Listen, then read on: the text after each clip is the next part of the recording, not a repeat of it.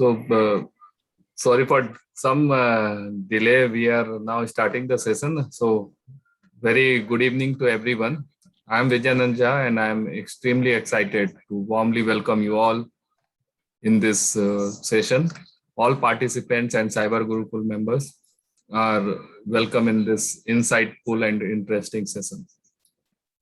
I'm equally honored to introduce the captains of driving our Zero Trust flight today, starting with Mr. Himanshu Dalmia, cybersecurity expert and GM InfoSec of Dalmia Bharat Group.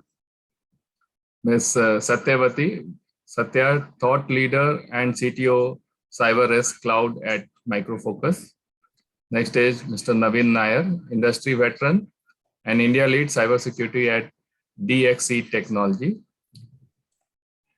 Last but not least, Mr. Manoj Srivastava, cybersecurity expert and CISO FGI. Privileged to have all you on board. Neeraj, happy to hear your insight also in between. And I'm handing over to moderate this session to the founder of Cyber Gurukul, Harsh Kaur. So Harsh, please take this forward. Today, Zero and Hero, our event. Thank you. Thank you so much, Vijaya. So once again, let me first confirm, I hope I am totally audible, visible, and the screen is also visible. Just confirm. I can just get maybe one or two. Yes. Okay, perfect. Thank you, Manoj. A very good evening, one and all. Well, first, let me talk about Vijaya. Vijaya has been an equal front runner in every aspect of Cyber Guru and definitely my partner in crime here. And since I'm talking about Cyber Gurukul, I cannot miss this beautiful opportunity to introduce it. Definitely. Cyber Gurukul. It's the modern Gurukul where don't each one of us are learning from each other. We are upskilling, we are reskilling, we are unlearning. We dream, we hope, we connect. Together, we enable, engage, and empower, isn't it? Together, we have the passion to become the cybersecurity consultants and storytellers to our stakeholders and community at large. Together, we want to, have uh, a lot of discussion on cybersecurity. They delve deeper into the different aspects. We want to debate as well. And, I very proudly every time reiterate this, that there's a part of Cyber Gurukul in us. Together, we are Cyber Gurukul. And what a better proof than this, that today, being a Saturday evening, end of festive season, so by the way, a little belated warm wishes for that as well, and quarter end for some of us as well, and still we all could make it. So I really appreciate, Harsh Kaur, on behalf of the whole Cyber Gurukul team, welcome all its core members, the extended family, and our lovely captains over here. Thank you so much for sparing your valuable time today. But I'm very confident that with our talented captains here, the kind of expertise that they carry, leveraging their experience, which I'm also very keen to hear, we will make the best of it. And this time, let's do a little differently. Let's start this session with some fun. So Naveen, Himanshu, Manoj, and Satya, as mentioned to you, we are going to now get into that surprise game that I had mentioned. And Vijaya, you're going to, judge it for me. So before we actually explore the modern hero, let's start with some fun. So this game is much like a fastest finger first. It's just that I'm going to show you some images and you have to depict it first correctly. Any doubts over here? Are we all geared up? Himanshu, Naveen? Yep. Manoj, I want to say, listen a yes before I go forward. And Satya as well. Okay, perfect. So, lock kiya jaye. Let's start. Okay. So, here comes the first image. Whoever answers it first, Vijay, you have to share. And for that round, we will, that for that round, the winner would be winner of this modern hero round. So let's start with the first one. We can use chat box for your response. This is for the captain's round. Let's not use the audience to cheat this round. So we will verify definitely. So let's start. Three, Okay. 2, 1. What does this image depict to you? At least you can make multiple guesses. Naveen, you'll have to unmute yourself.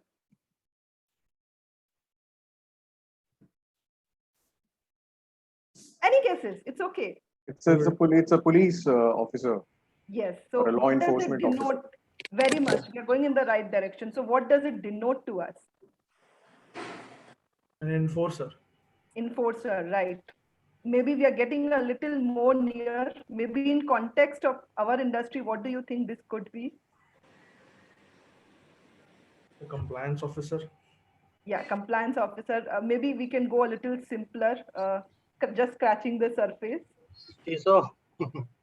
CISO, yeah, of course it is a CISO, and a little more simpler term can help here. Security officer. Sorry? Security guard. Yeah, perfect. So so Vijay, can you announce the winner of this round? This is the correct answer. No, actually, everyone are close by. Name is security. So Manoj is winner. Yes, very much. Let's go to the second round. Himanshu, Satya, Naveen, let's back up. Manoj has won the first round. And slow the This is a steady little win the race. trickier one. That could also be possible. Okay, if you need some hints, I can give you over here. Let me help out a little. I've not seen this movie, but the name of this movie is the answer to this question. And if you can see, this Zero. is Zero. That was me. Zero. sorry. Zero. Zero, yes, zero. Very much, Zero. very much. The answer to this is zero. And Vijaya, let's take the honor to, while Naveen has also answered it, but let's give the winner to this round who answered it first. Thank you. Yeah. Let's go to the third one now. It should be a little simpler. Partnership. Partnership. Partnership, yes, very much. Satya. Let's go a little more near to this. Friendship. Any other answer? Friendship. Collaboration. Well, collaboration, yes. Let's you can make multiple guesses, so don't have to think so much. What else do you think? Trust. See, the first is the third. Aligning security. Trust, I guess. First- Maybe. Yeah, but before Satya, who answered trust? I'm sorry, I could I not guess see anything. Manoj made it trust. Yeah, collaboration. So, the security guard is trying to correct or align zero. Zero trust. Very much. So Manoj has again won this round, and the winner of the modern hero for today is Manoj. So let's clap a little for him first. Absolutely. And of course, we are here to talk about zero trust security, and that is what this is actually, zero trust security. And it was really wonderful exploring these images in a very interesting way. So thank you, Manoj, Himanshu, Naveen, and Satya. Very good participation here. And I would like to mention that audience have also equally participated and they were near. So thank you everyone for actively participating. Thanks for that as well. I hope we could, actually start something with interesting fun over here. But now, actually, let's, as we say, get to the business. And before, we are definitely here. We are very keen to listen to our captains. Let us together first set the context for them. When there's a saying that if you have to go forward, you have to go back a little in history. So let's do that a little bit at this point. We, of course, cannot forget the contribution of the castle and moat architecture. For years, it has been the foundation of cybersecurity framework for us. But the truth is that today, the grim reality is that today it is a broken trust model. And there are reasons why we cannot say yes to the castle and moat architecture. So over here, I'll open up this to audience before going forward. What are the reasons you think that we cannot anymore rely on this model for the kind of Herculean challenges that we are facing at this point? So you can either raise your hand and Vijaya can let you answer, or you can also use the chat box. So Vijaya, you'll have to help me to see the chat box. What is the reason today it's a dire need to shift from this castle and moat architecture? Vijay, we've got any answers? We are getting it. We're not yet. Sure, we'll wait for a few seconds. State of actors, Neeraj Ahuja. Very much. I guess Srinivas can we- made before threat on rise. Srinivas. Yes, very much. Cyber attacks is definitely the kind of dramatic changes we are seeing in the cyber threat landscape. We cannot ignore that as a very, very critical component. Farhan, That's actual correct. threat is insider threat. Very much. Someone actually saw the image as well. The major and the biggest reason why this cannot work is because we cannot have an inherent trust on the insiders. Satish, I guess threat is 360-degree now. So Yes. So very some much interesting that. comments. Yes, threat is 360 degrees from different people, and it can be not only from some specific parameter. So let's not forget that today, 28% of the cyber attacks are because of insider threat. So can we really rely on this broken trust model to support and protect the challenges that we have to work on? Definitely no. Any other answers have come up, Vijaya, before we go ahead? I guess that's it. No worries. So let me also add on few points over here more. We also said today is the time of depth of parameter, right? Data is the new parameter. Today is the time where we are seeing explosion in so many ways. Do you think that this broken trust model, which has a physical perimeter security, can actually protect 100 billion plus passwords? Can actually protect 200 billion plus, the devices and machines? Can it really also, if I talk about the kind of data explosion, and let me quote over here the report of IDC Data Age report. We are, in just another 3 to 4 years, we are going to be a 200 zettabyte globally. That is a kind of data which is going to, get consumed or stored or shared. And let's understand, it's going to be anytime, anywhere, any device. In just 2019 to 22, we are going to see 100x growth here. Do you think that this broken trust model can actually cater to the kind of accelerated digital transformation? And like already shared about the cyber attacks, today, are we even living in the times where cyber crimes was a full-fledged business? Of course, the challenges we are still grappling over here, but today is the time of cyber warfare. A whopping $6 trillion economy just after an US and China. So do you think that this broken trust model can actually cater to this rising cyber threats, which has been just 600% in last 1 year as per United Nations? Well, of course, the answer is something which we all understand. It's definitely a no. But what is a yes? Yes, there is a good part over here as well. The solution is found. It's time to have solution in action. That is what we will be discussing, the when and how of zero trust architecture. And for that, now I would, open the forum to our captains who will take us this journey from inherent trust to established trust. And step by step, we will also decode of what, verify the user, validate the device, limit access and privilege. This principle mean to us. At the end, what does never trust, always verify means to us in action? So without further delay, let's break the ice and let's start with you, Himanshu. Why don't you introduce yourself and also break the ice with the concept of zero trust security? Over to you. All right. First of all, very good evening to everybody. I hope all of you are safe and sound at your respective places wherever you are. And thank you very much, Team Cyber Gurukul, for the wonderful session. I'm looking forward to it. Yes. Name is Himanshu Sharma. I am heading the information security practice at Dalmia Bharat Group. And overall, when we talk about the captains, you have kind of put it into a journey. Of course, it's a journey. It's a cybersecurity journey that all of us have to, follow. All of us have to ensure that we continue to move towards more secure platforms and more secure enterprises and overall cyber secure world per se. But let me take a step back and go to our childhood. And I'll not talk about traveling in airplanes. I'll actually talk about the train journeys which we used to have with our parents during the school time. You remember there was a quote which all the parents would always teach to their children, that do not accept any sweets from strangers. Do not take anything from people whom you don't know.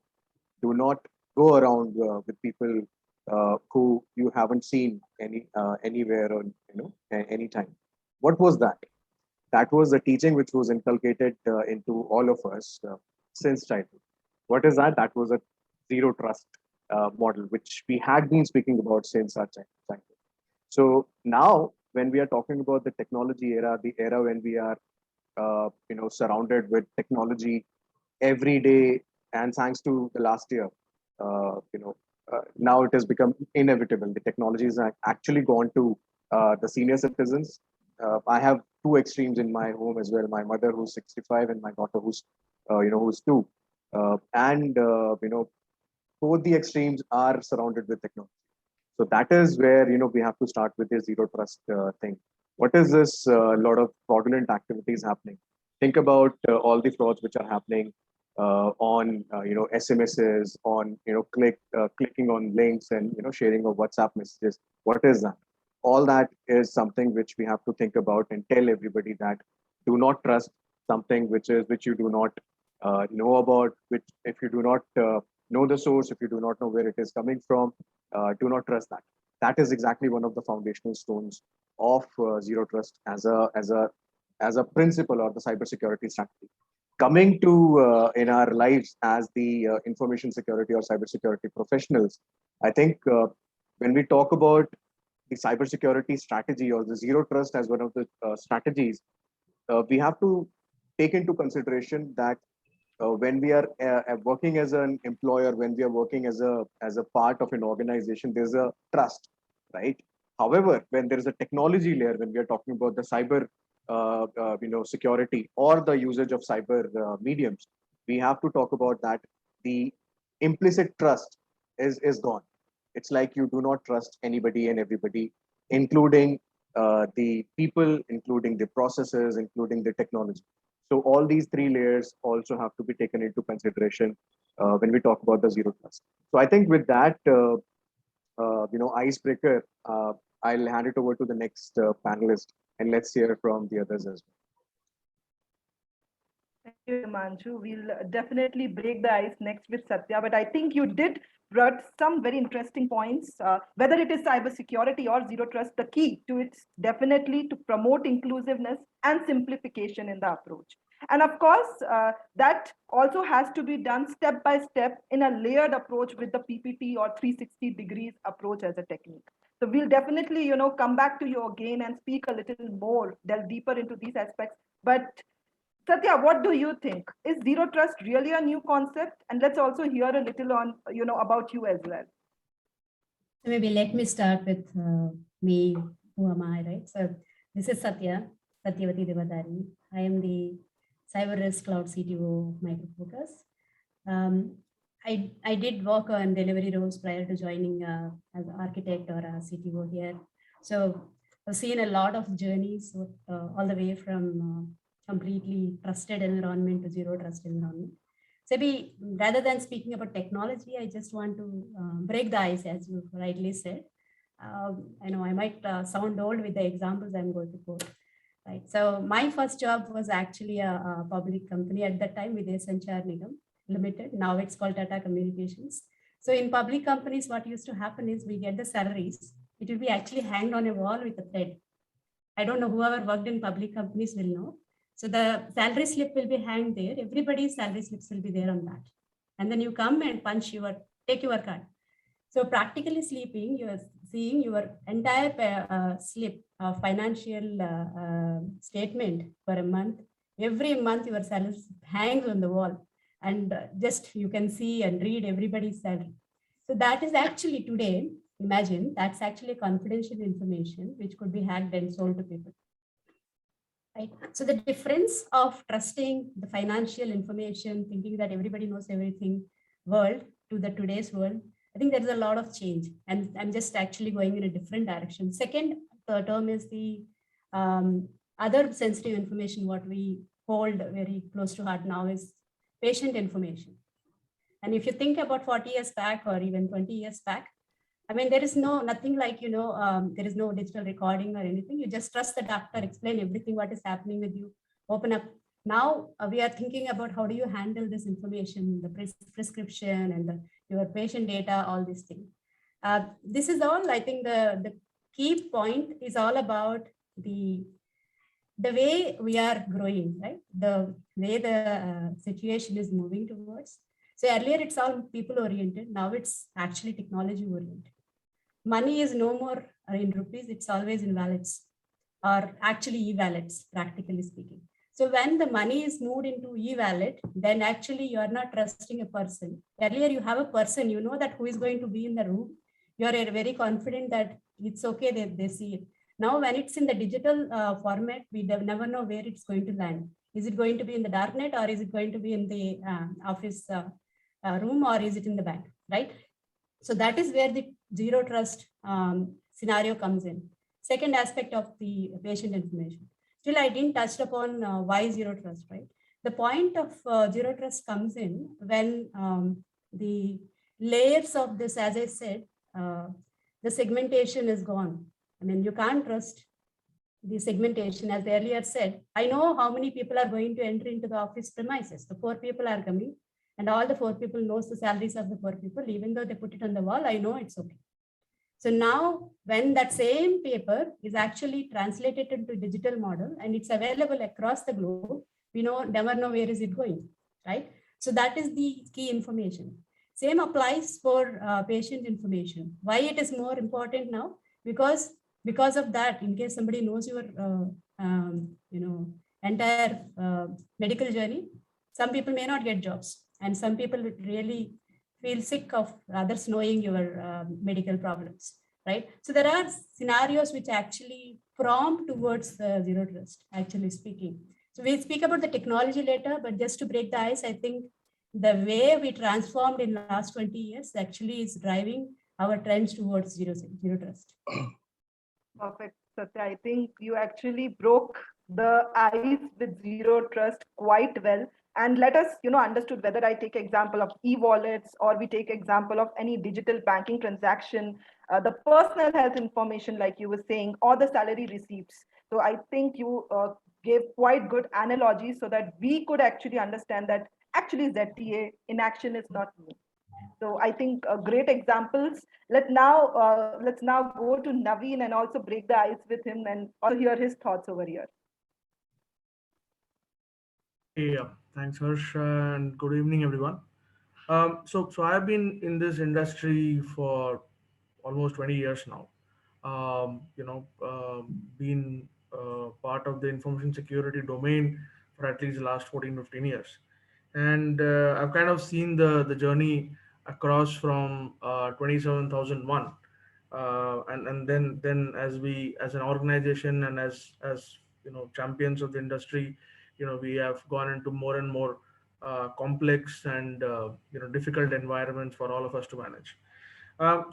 So my first brush with zero trust, if you actually ask me, and that is what piqued my interest into inform security, was so I kind of go with what Satya just mentioned.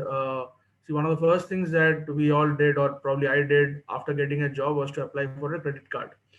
And the credit card that I applied was an HSBC credit card. Now, those days, HSBC credit cards used to come with, if you turn behind the card, they used to have a set of digits and numbers, right? So when you access your card information online, when you go online, you have to not only key in your ID and a password, you would also, the screen would throw you a bunch of numbers, and you have to correspond that with the characters embossed on the back of your credit card. And that was pretty interesting or unique because during those times the amount of security was limited to you punch your card, your 4-digit ATM pin. That was good enough. So that picked up the interest that why would an organization like HSBC go to an extent of providing an extra layer of control for something as innate as having a credit card. Now, now obviously we don't understand, or those days did not understand the concept of having a zero trust, but that was a bank or a way of of the bank to tell you that we probably don't trust the individual to kind of know everything. So you want to kind of, even if somebody guesses your ID and a password, you still need to physically have the card in hand and then key in those details. So yeah, that was my first brush with, let's say, zero trust, and that is what picked my interest, say somewhere in 2003, which pushed me into this world of information security. um, Obviously, the world has changed. Harsh, the image that you showed at the beginning of where you had a fort, and you had threat actors outside, and you had the CISO on top of it. So what has happened in the last 4 5 years, and definitely during the COVID situation, is that the boundary no longer exists, right? I mean, you just don't have a big fort to hold on. You have mini forts all over. Sometimes you have a traditional data center, you have people working from home, you have an AWS, you have Azure. So your fort, and from a CISO's perspective or from information security perspective, it's all spread across now. So how do you actually protect your crown jewels, right? So ultimately the organization has some key IP and crown jewels, right? So how do you protect that in today's world? And that's where I believe zero trust architecture, the zero trust model, uh, and all the technologies that kind of are in place to kind of enforce zero trust comes into picture. So yeah, that's pretty much and my key takeaway would be to kind of hear from the panelists and to understand from what challenges the audience and everybody is facing, and what type of controls do they see working, practically working in the environment. So yeah, that would be my takeaway from today's session. I think, Naveen, very interesting way to put our first brush with ZTA. Definitely for me also has been, of course, OTP, which I think you also indicated, just like a 2FA as well. So a great way to actually break the ice also with zero trust. The extra layer of control.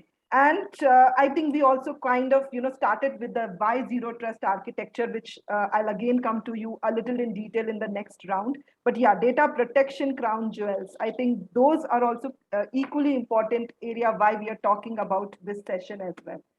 But yeah, before deep diving into it, Manoj, why don't we also hear your thoughts here? Yeah, hi everybody. Good afternoon, and thanks Cyber Gurukul to be here and giving me opportunity to share my thoughts and learn something out of you people. So I am a Chief Information Security Officer at Future Generali India Insurance. I'm responsible for business continuity, information and cyber security, and data privacy.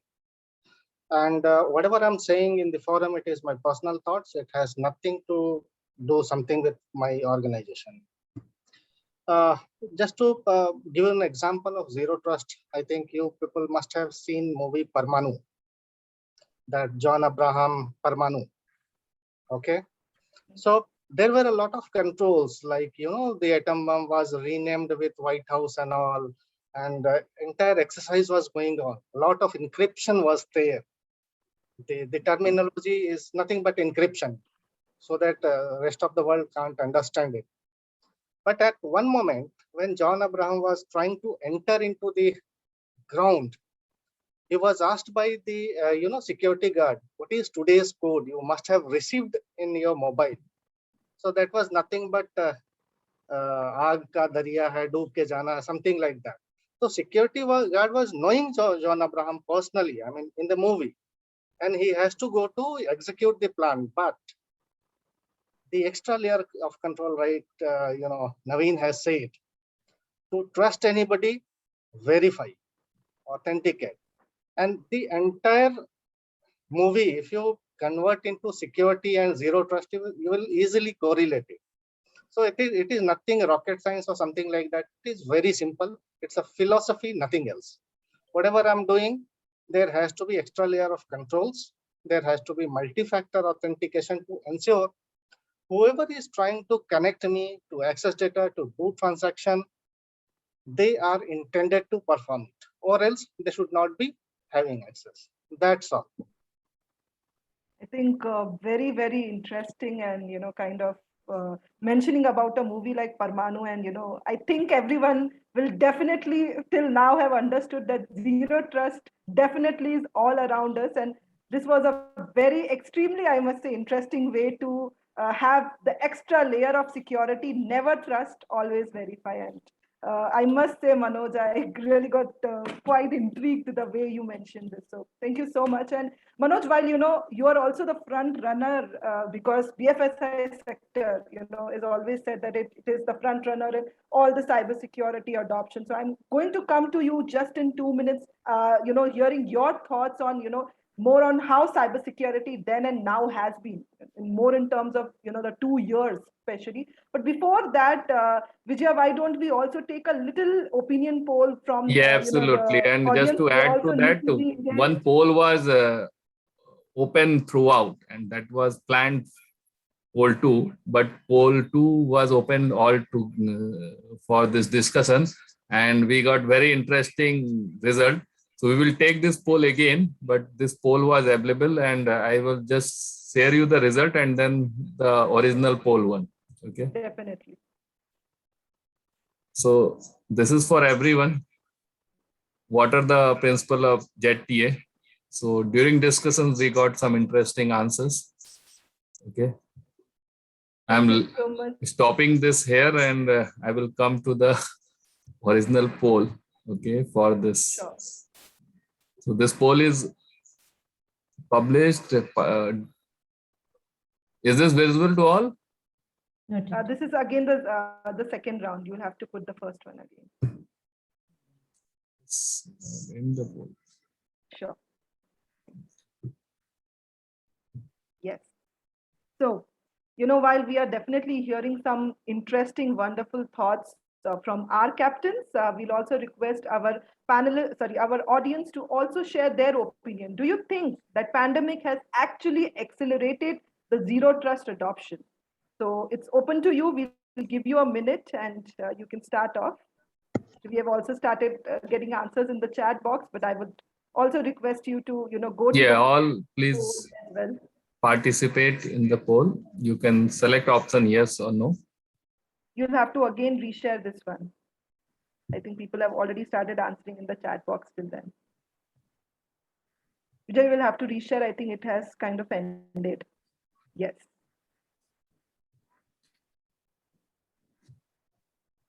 I'm not sure if everyone is able to view it or not. No, we couldn't view the this thing. Let me do it We again. have answered in a chat. No worries. We'll take it in the chat box in that case. I think technical glitches is something much more normal in this new time. So we can take it. You can answer in the chat box as well, like you started doing it.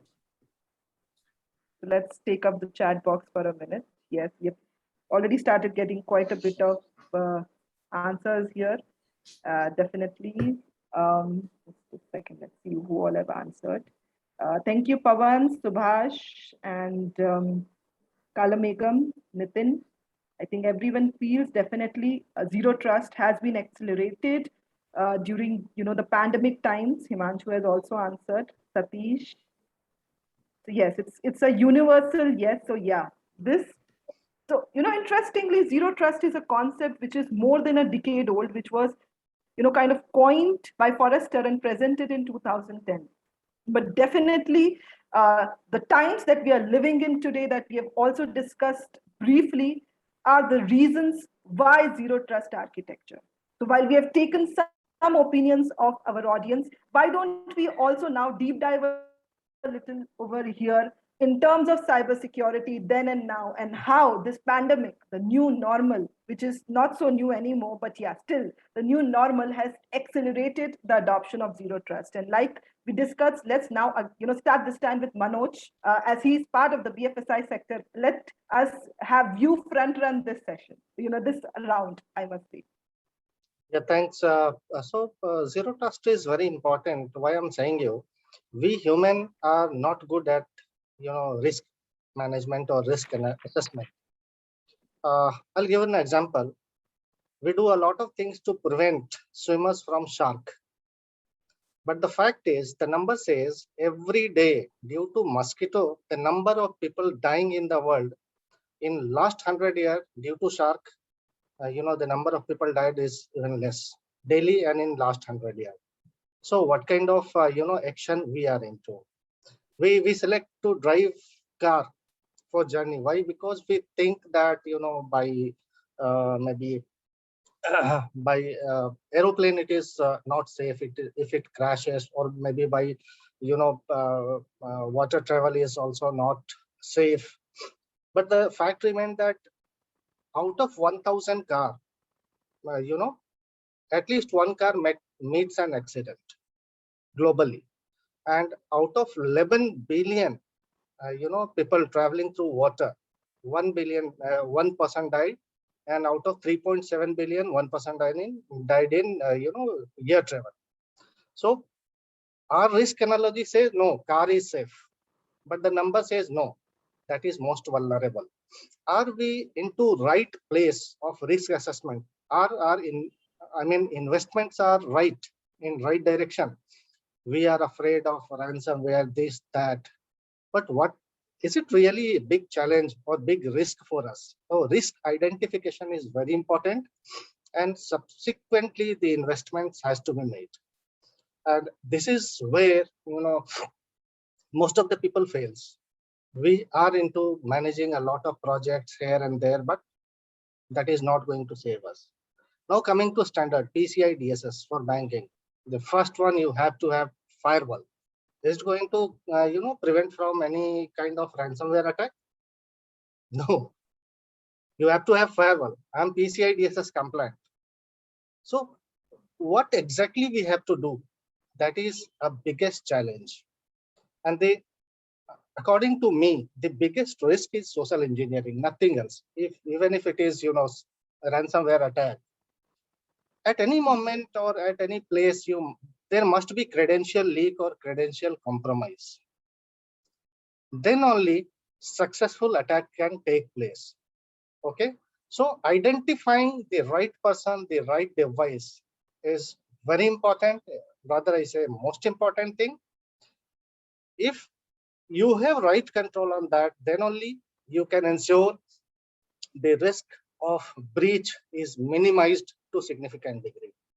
And that is why, to protect data, to protect virtual identities, I don't say identity, or I don't say digital identity, to protect virtual identities and to protect data privacy, we have to have zero trust in place. I'll give you example: identity and access management. Every organization, they have process from provisioning to deprovisioning. Process is there. Every 6 months we do user ID validation, and we find some gap, and on average 7 to 9% gaps identified on every 6 months.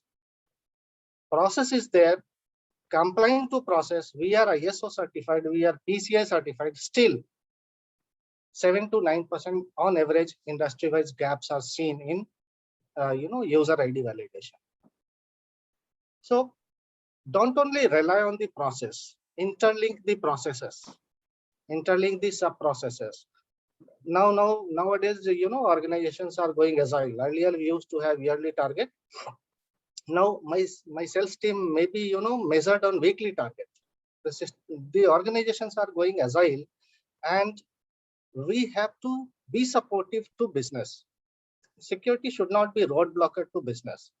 And to meet these things, earlier we used to have IT infra driven the things. I have this much of storage, this much of data center, this much of core CPU, RAM. No, nowadays business team, they are also in touch with the different solution providers, so that quickly the solutions can be implemented.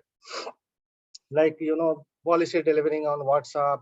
The RBI has a mandate to fix proper template of OTP, something like that. So business are also into solutioning and implementation phase.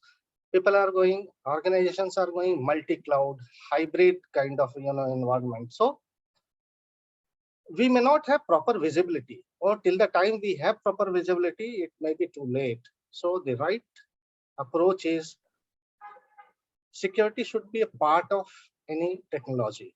That is the right approach. And for that, though I have identity and access management process, I should have some technical control to ensure human errors are not there.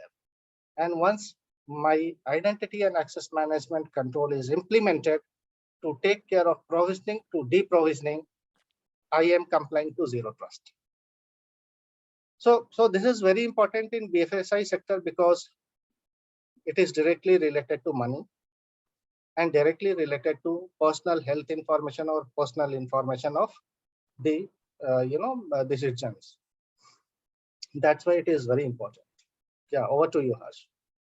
Great, Manoj. I think you not only, helped us to kind of understand why, but also how of zero trust architecture. And I think there were very, very critical points. If I have to sum up, it's actually understanding, doing that root cause analysis, which definitely is the visibility, risk identification assessment, social engineering, and the kind of participation of business. And I think you also touched upon some critical, kind of data protection as for PHI or some technologies, or more like a technology, the identity access management. So when we are talking so much on technology, Satya, why don't I do one thing? Why don't I come to you and try to understand from you that how should we approach not only ZTA but also utilize it and simplify the technology and take the benefit of technology, since you are from a heavy kind of expertise in the technology area.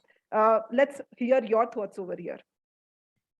I think you put me at an elevated place. It's difficult. It's easy to fall. So let me come down to a normal stage and say that I'll try my best to address that. So coming to the first factor, what you mentioned, right? So applying controls just like that without doing a risk is actually costly, right? Very costly practically. Imagine that you are moving a house from new house to old house to a new house. So imagine that you have to pack everything and double wrap it, bubble wrap it. So what will be the cost of it versus you identify which is glass, which is actually steel, and which is actually your crown jewel, and the cost and the way you are managing and way you are protecting changes, right? You don't want your crown jewels to go in a cardboard box in the truck. You want it along with you. Whereas your glassware to go in the fragile boxes so that it is actually kept in a separate place, and the iron and wood can go differently, right? So that applies to the same for data, right? Trusting, zero trust is one thing. Applying the zero trust, as the way you said, how effectively you can implement zero trust. You can do it only after identifying what is critical to you, what should be secured, and how. You should know that first before thinking even applying the control, right? Otherwise, the control cost will be higher than the actual product cost, which we do not want. Obviously, CISOs wouldn't get that much money also by them. So that's one thing, right? Second is, imagine now, I think he also touched upon the access to an extent, right? Identity access. So the concept of zero trust is all about limited privilege or limiting the access to anything. So trusting no one, trusting never, right? Those are the two aspects, right? Trusting no one and anytime, right? So why that helps, or why that kind of knowledge? So earlier we used to have multiple zones, right? You have a what you can say internal network called intranet, and then there is an extranet, and then there is a DMZ, all done by our own firewall, what we concept, or your previous concept of castle design.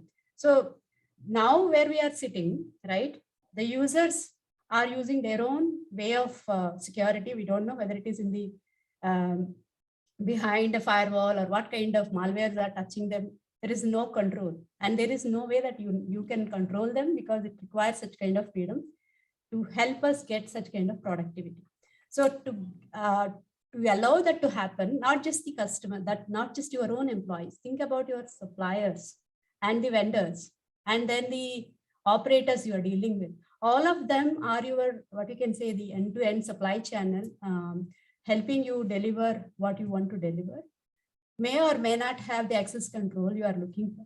Earlier, we can enforce. Today, after pandemic, there is a lot of things which cannot be enforced. So one of the example I can quote here is, I think you remember our old days. I don't want to go 20 years back, at least just 2 years before. You need to drop into a bank and then do your KYC, fill the forms, and it requires 3 days. After they come and do a verification and then give you. Now, insurance and bank, at least BFSI, the entire BFSI segment rely on the eKYC, electronic based know your customer information method, which means practically you do not need to visit a bank.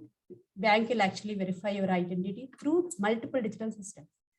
How that happens, there are multiple systems which actually verify your authentication, which means they should be trusted and they should be validated against, right? So that is the base on which we are working today, right? Second aspect, what I want to just touch upon again to the risk assessment.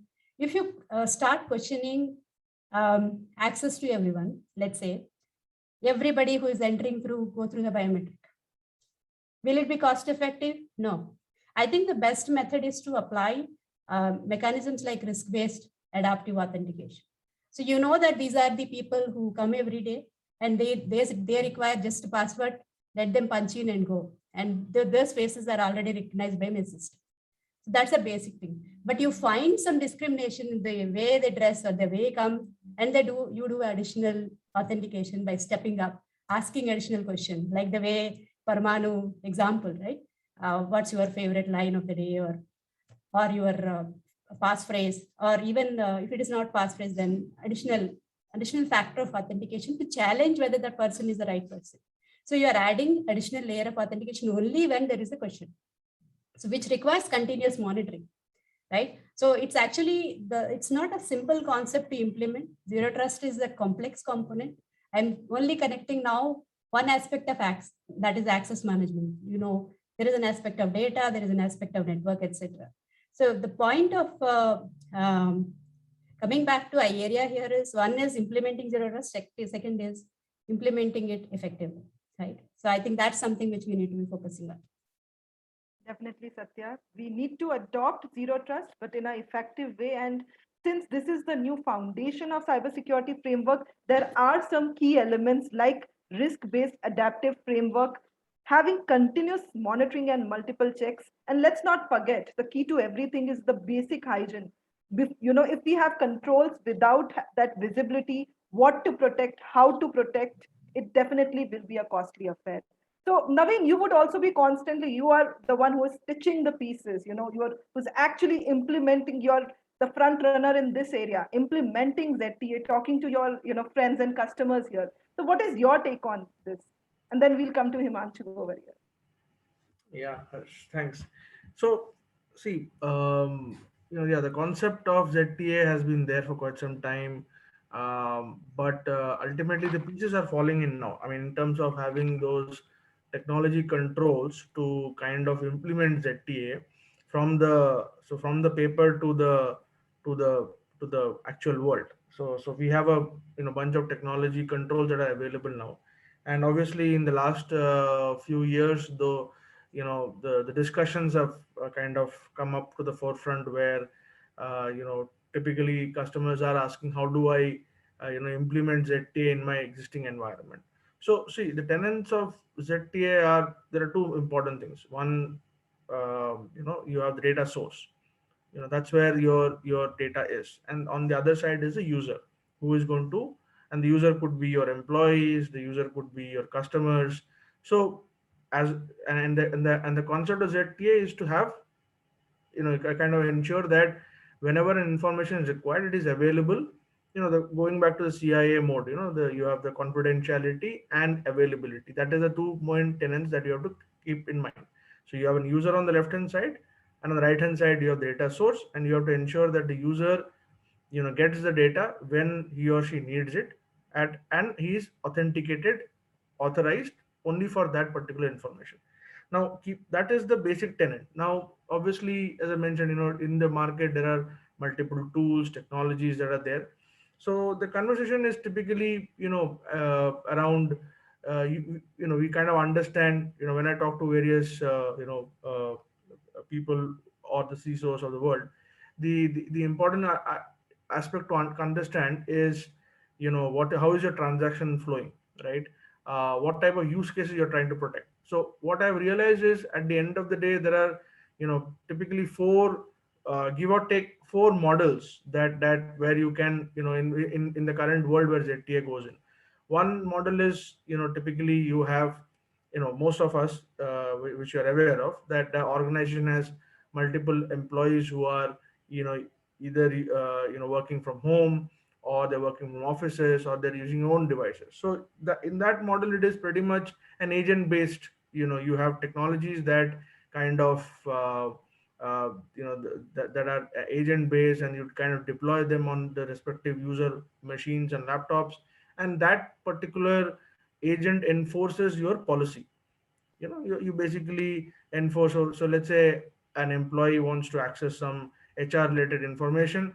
That agent based deployment agent enforces the policy. So if I'm a normal user, I should only be the agent will ensure that I'm only accessing my HR records.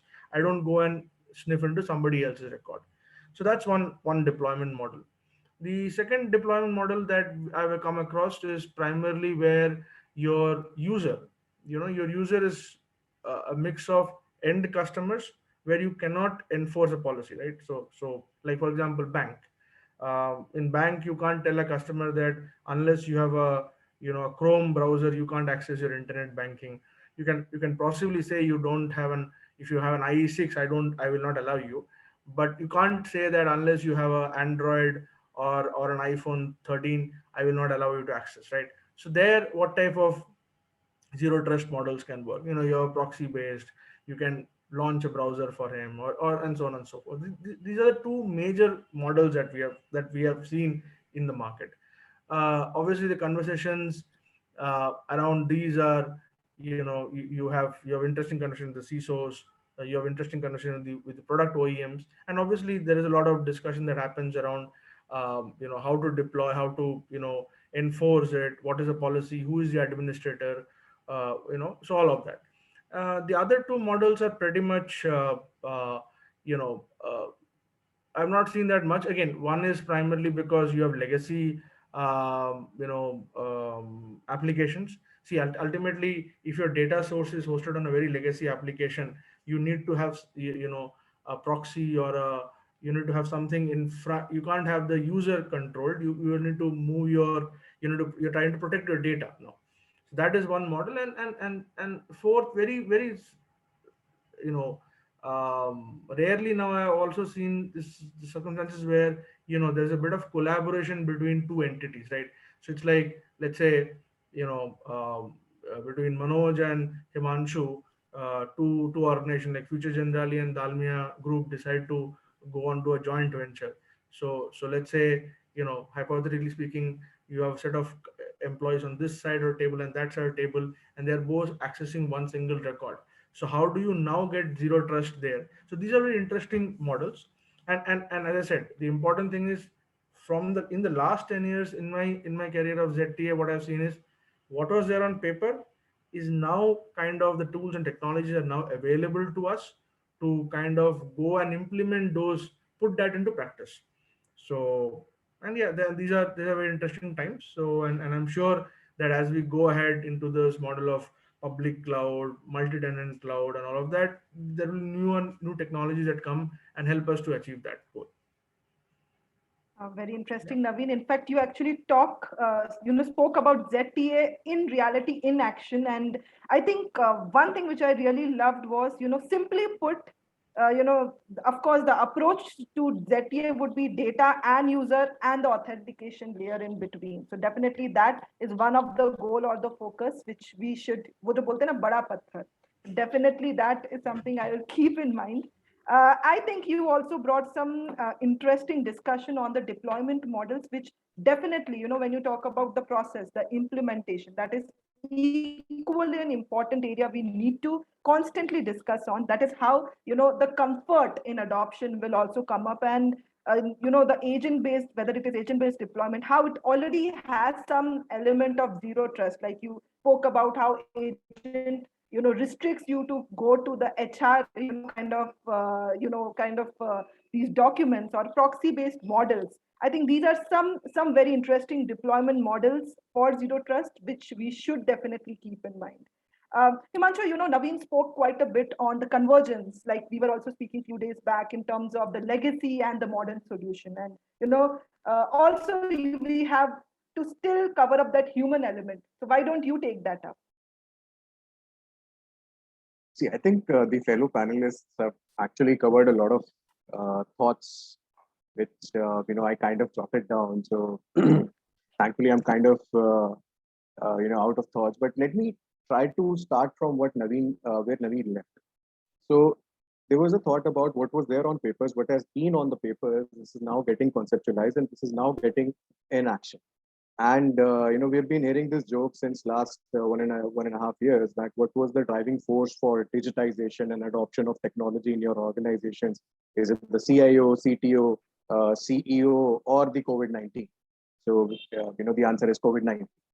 And of course, with that invent, when I talk about the pointer, which again Naveen mentioned about the legacy aspect, of course, we have to look into a comprehensive perspective. It cannot be like you keep on adopting the new cutting edge, sophisticated technology / hardware and so on and so forth. However, when we talk about the industry that I belong to, the investments are done for decades. So of course, you have to take that into consideration as well. So that convergence is again inevitable. That has to be done, given the fact that the physical movements, the physical presence in terms of troubleshooting, in terms of the technical help, has been restricted. So what is happening? The opening up of those ports, the opening up those connectivities, establishing remote connectivities, that is happening, which is what actually brings us to this topic which we are talking about. So I kind of jotted down a couple of thoughts. Hardware cannot be trusted.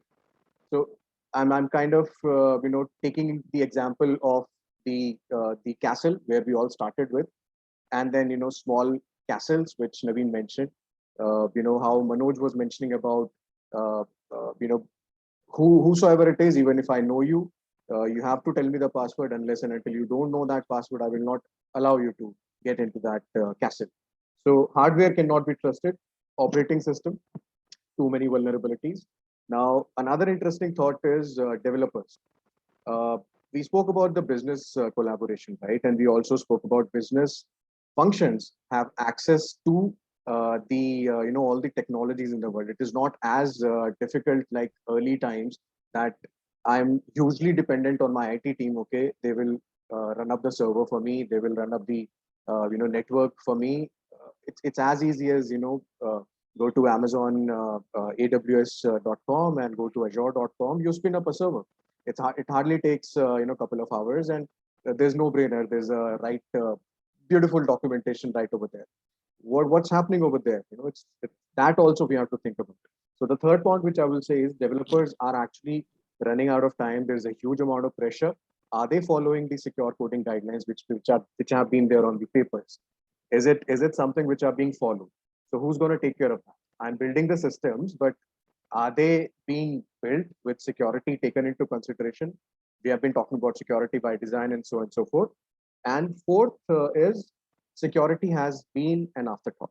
And with these four perspectives, I would say the zero trust architecture or the zero trust as a cybersecurity becomes more important. And I'll try to sum it up with whatever inputs the fellow panelists have given. It's kind of four legged or four cornerstones.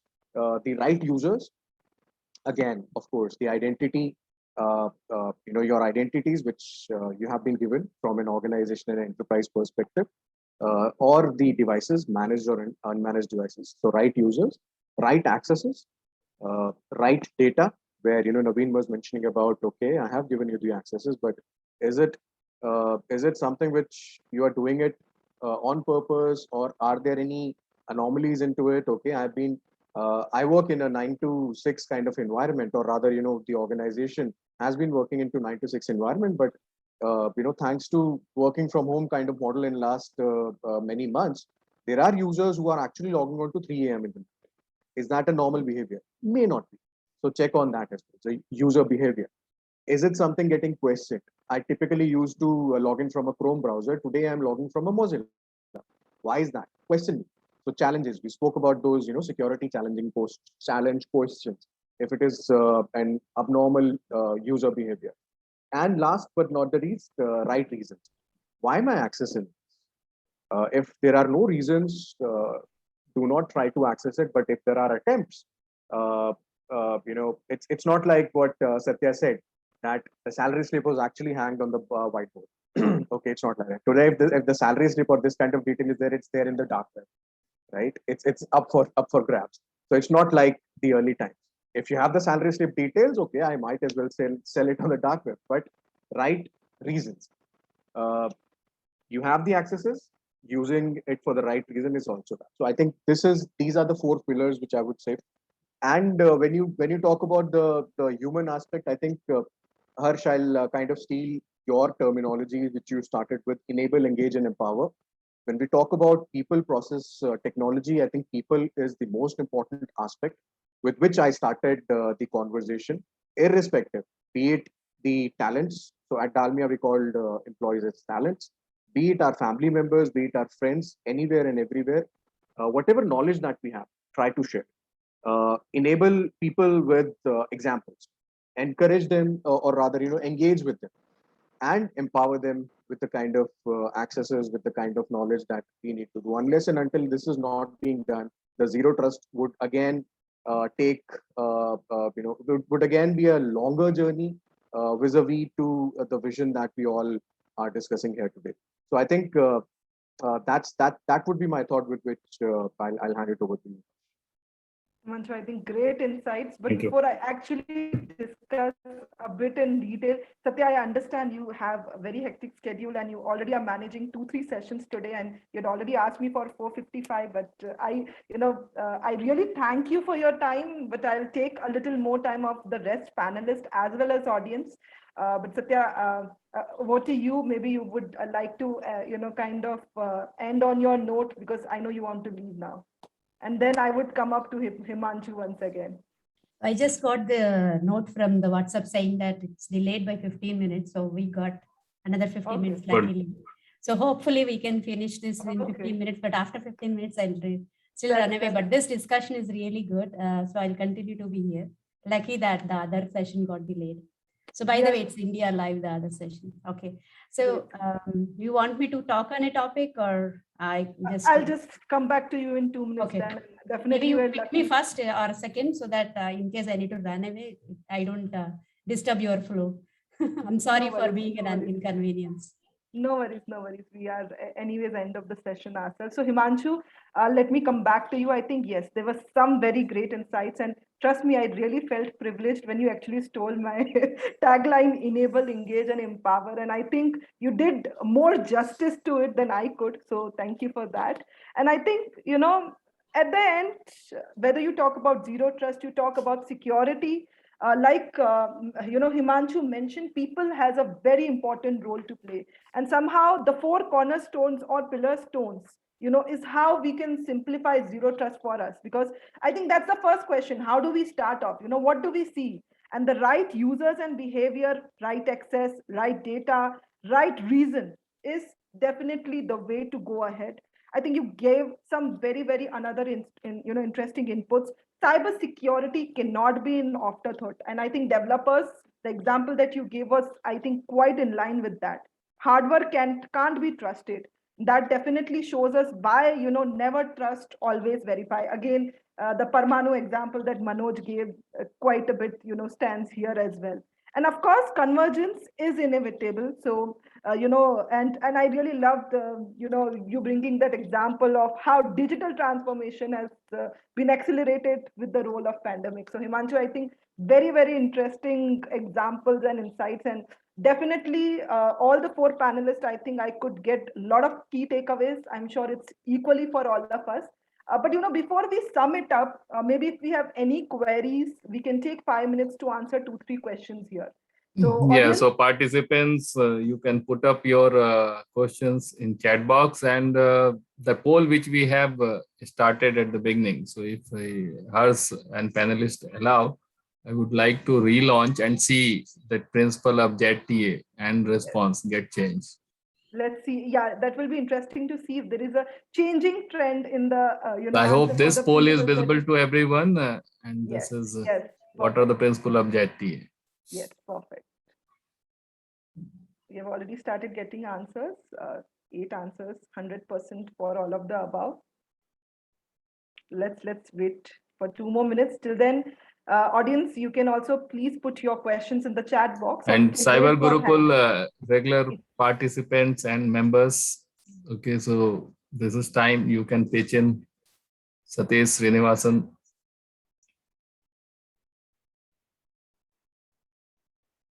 Let's just give 30 more seconds. Yeah, we would want Cyber Gurukul members also to pitch in.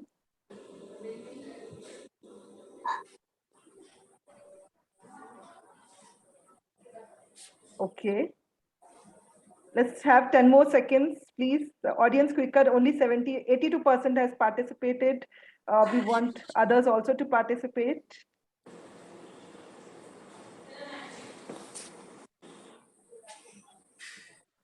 Okay, so we can Let's end end the up. poll, and very different answer what we got. So let me answer to this, Vijay. I think this shows the kind of productivity or benefit of this session in the start. Of course, the principles of ZT are all the three: verify the user, validate the device, and limit access and privilege. Now we have 96%, supporting the right answer. That time it was 73. So definitely our captains have done their job, and maybe we have also done a bit. So thank you once again, to all the wonderful audience. I think very interesting discussions we are doing. If there are any queries, we can take it up now, either through the chat box or verbally, you can just raise your hand.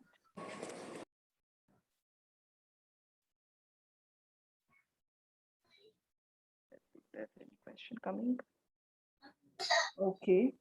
We've got a question for you, Satyavati. Okay, so this is an interesting question. How Micro Focus portfolio supports ZTN? Is there a solution, one solution to fit all? Since you are from Micro Focus, why we can hear it out for a minute. Yeah, sure. So is there one solution fits all? May not be, but is there a solution for addressing zero trust? Yes. So one solution which can fix majority of this is actually our core element called Risk Engine, which is actually a base of, as Manoj mentioned earlier, it's all about identifying the risk. The Risk Engine, which can actually not just bother or verify just the IP address or the person's location or the time of the day, but also behavior of the person, right? So all these elements, once you can feed into that Risk Engine, it gives you a score saying, the access at what you are asking, also the access level you are asking for. So depending upon all these elements together, I think the score which comes out helps us to drive 3 solutions. Think about, you can actually connect it to adaptive authentication, where I said earlier, this step up your authentication depending upon multi-layer. It could be multi-factor, or you are actually asking for passwordless, or it could be asking for out of band authentication like OTP, anything of sort, right? And then also adaptive access management. So adaptive access management is, for example, okay, you can access this, I permit you to do, but I do not allow you to actually do any modifications to it with the permissions what I give.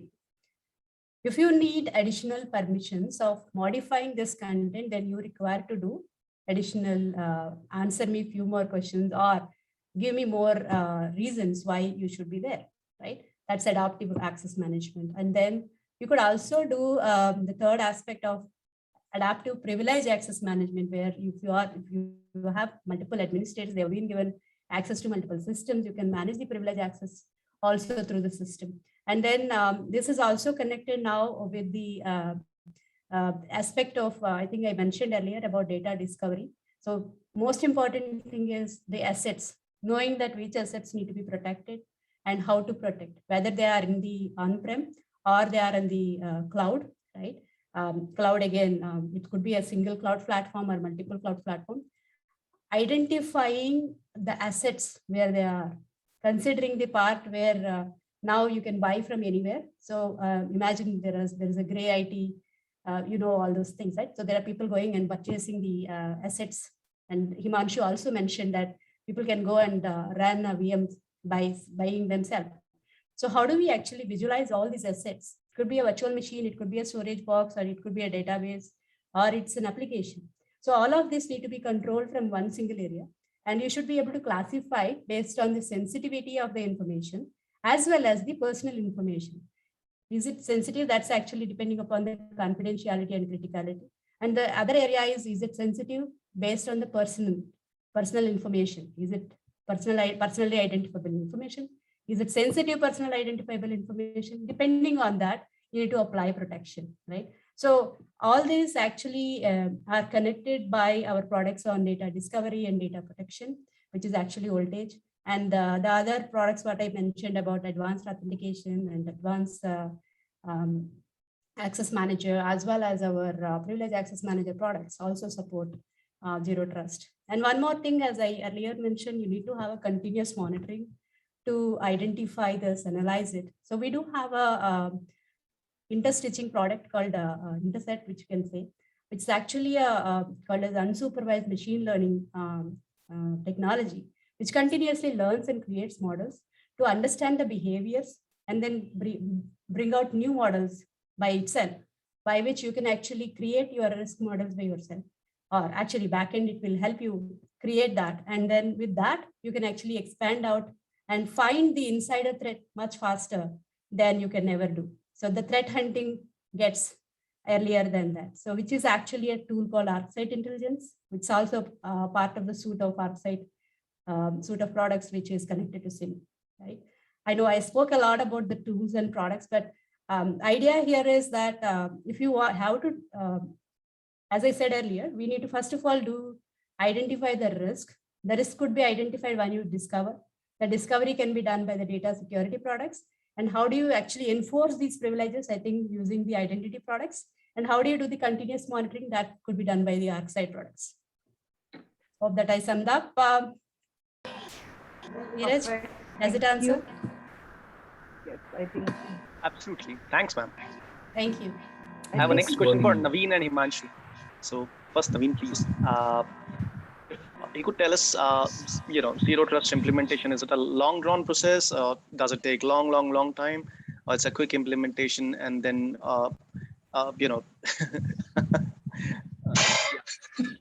It is as easy to say, please define what is long, a week, a month. See, it all depends on, see, it all depends on your data sources are pretty much known to, the CISOs or what you're trying to protect, right? Your crown jewels, or which is your data source, right? So you know that because typically organizations are matured, have a matured asset inventory. So they know that these are my, critical applications and critical data sources. The challenge is, getting to the end, user. So if you have if your organization is pretty much limited in terms of having a known set of employees, a known set of visitors, so that's again, most important thing. ZTA is not one single tool, like the way Satya mentioned. It could be, a user behavior monitoring analysis. It could be an identity access management. It could be as simple as having a NAC. Once upon a time, it was very simple, right? I mean, NAC also prevents or controls the way a guest user will connect to your environment, access your data. So it all depends on what is the user that you're trying to control to the data sources that you are trying to protect. If it is a very tightly controlled or known environment, known set of employees only, then obviously the implementation is a fairly easier process. But there's no time frame, because again, there's no one single technology that you implement and you will achieve ZTM. So that's the short answer to it. Hers, Satya has to leave. Yes, yes. Yeah, Yeah, thanks on for time. having me here. That's a great clarification, Naveen. And thank you very much for having me here. And it's great talking to you. Look forward to meet you personally somewhere. Thanks for the great audience what we have today. I hope you learned something. Have a good day. Thank you, Satya, for your time. Thank Thank you you. so Bye. much for joining us. Thank you. Yes. So, Naveen, I think you have also quite pretty well answered the question that Neeraj had for you. I think we had one question also. I think Neeraj has already, sorry, Himanshu has already answered it through the message. Okay, perfect. So in that case, in interest of time, let's take 2 minutes for quick, kind of takeaways here. Manoj, let's, start with you with quick takeaways from this session that we should remember. And then let's have Himanshu and Naveen also loop in. Yeah, thanks, Harsha. The the insights of Naveen, Himanshu, and Satya was really inspiring and learned a lot of things. So as we know that we are going perimeterless. The organizations are going agile, multi-cloud, hybrid environment kind of. Zero trust is really very important to implement. And there is one thing, whatever industry it will be, I think identity and access, that is, bare minimum thing to and common thing to be implemented. And I think we should start implementation of zero trust from identity. Perfect. Zero trust from identity. I think that is a keyword we should remember. Himanshu, can we, have your final thoughts here? While you really summed it up well last time as well, but just a shorter one. I'll not speak about, or rather not give any technical perspective. I would say self-awareness would be more of a key takeaway from this particular session. Reason being, irrespective of whatever industry that we are in, there are certain industries where it is mandate to have certain set of controls, and by virtue of having those mandates, you do it. But then, is it really necessary? The right reasons, and so on and so forth. So that's where the risk assessment and self-awareness and getting to know your threat surfaces, your assets, and what are your crown jewels. That's more important. So I would say self-awareness is the key. Know who you are, know what you do, and know what you want to protect is the key to start the journey. I think that's going to be my takeaway for this session. Very much self-awareness, basic hygiene. Let's start, kind of restart this journey because we have the new foundation. Naveen, let's, have your final thoughts before we, kind of wrap it up. Okay. Final thoughts on ZTA. Well, it's been there. It's now up in the face, in the sense that tools and technologies are up here. So as information security professionals, we will be, all of us will be covering this journey in the next a couple of years. So yeah, so very important that we kind of brush these attend these sessions, understand how it's getting deployed, and look into that. And again, as Manoj correctly mentioned, it's not rocket science. So it's pretty simple, and it all boils down to, the same tenets that we all stand for, confidentiality, integrity, and availability. So as long as our fundamentals are clear, this is not a rocket science, and we can surely go ahead and achieve this. So yeah. Very Last much one thing I basic would like to fundamental. add, Harsh, that we I'm sorry, am I audible? Last thing Yes, I Yeah, would yeah, like to please. mention that implementation of zero trust should not be a single point of failure. You must have seen an ad where there was a advanced lock and key system in house, and a person came after root canal. He could not even enter to his own home. So that should not be case, and they should break glass process should also be taken care of. Very much, Manoj. Zero trust is a journey. It's a philosophy. It's definitely very true. I think Vijay, you wanted to add something before we. We just jump few minutes, but very interesting thought. And hers, you can take this forward, please.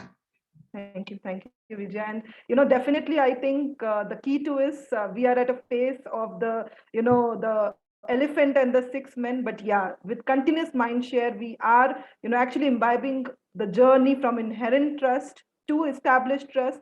And let's continue taking this flight again and again, and we'll, yes, definitely reach our destination this way. Together, we enable, engage, empower.